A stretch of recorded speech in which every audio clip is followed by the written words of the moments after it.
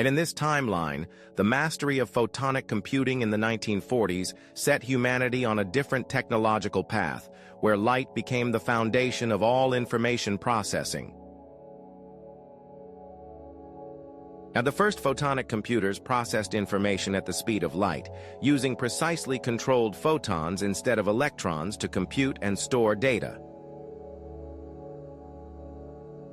Cities evolved around photonic technology, where buildings became vast light-based computers, processing information through networks of pure light.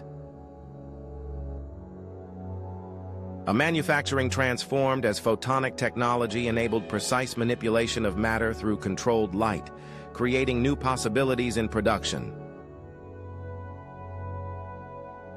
Communication became instantaneous as information traveled at light speed through global photonic networks, connecting humanity like never before. Energy production and distribution evolved to harness the power of light directly, creating an efficient and clean power infrastructure.